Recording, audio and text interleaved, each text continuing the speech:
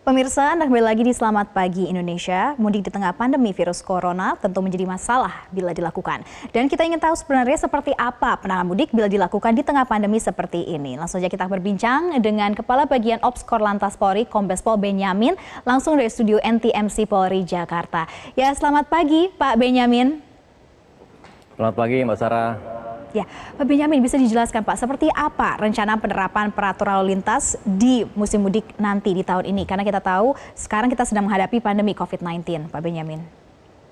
Baik, jadi perencanaan ini sudah dibicarakan cukup panjang dan cukup lama ya dari beberapa kementerian, termasuk dari Polri juga, kami Korlantas ya, persiapan untuk menghadapi mudik Lebaran tahun 2020 ya.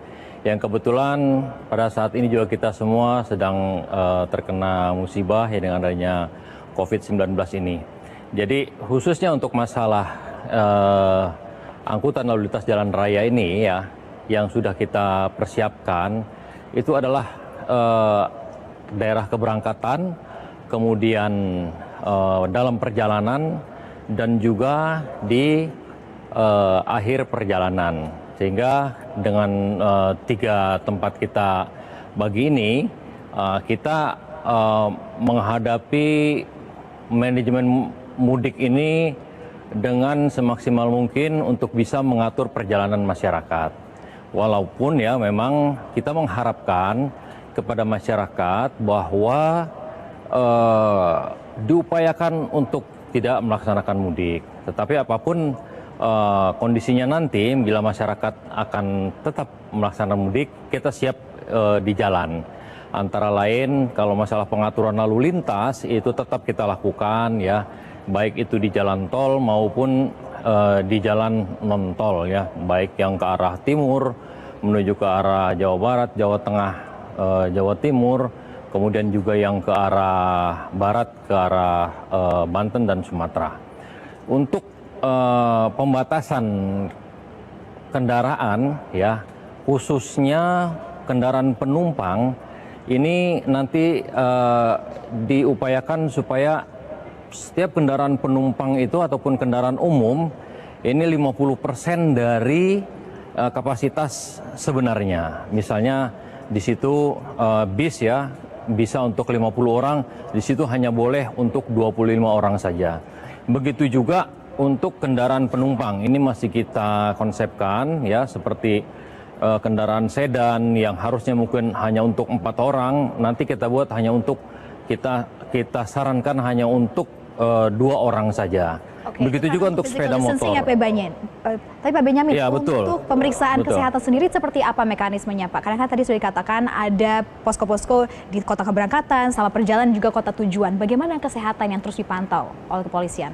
Terutama ini kalau untuk kendaraan umum ya, jadi di terminal, di stasiun itu kan nanti ada namanya pos terpadu, pos PAM dan posyan terpadu. Di situ lengkap, ada dari kepolisian, ada dari TNI, dari perhubungan, dari kesehatan ya.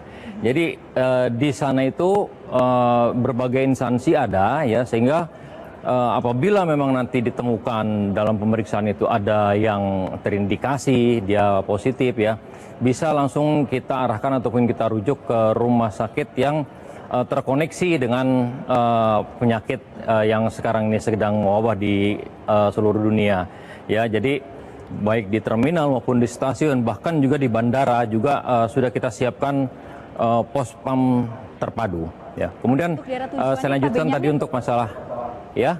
Untuk daerah tujuannya Pak, ini kan katanya akan ada pelaksanaan karantina mandiri setelah sudah sampai di tujuan. Ini seperti apa nanti penerapannya?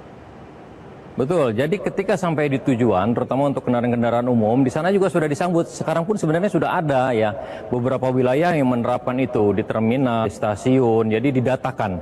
Nanti oleh Departemen Kesehatan, oleh Departemen ataupun Provinsi setempat, itu akan didatakan.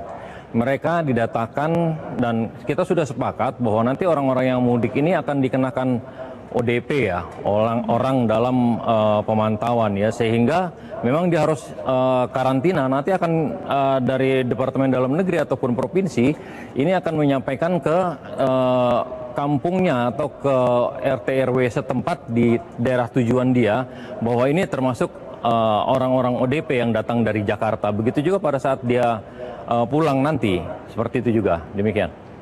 Baik, terima kasih Pak Benyamin atas informasinya. Terima kasih sudah bergabung bersama kami di Selamat Pagi Indonesia.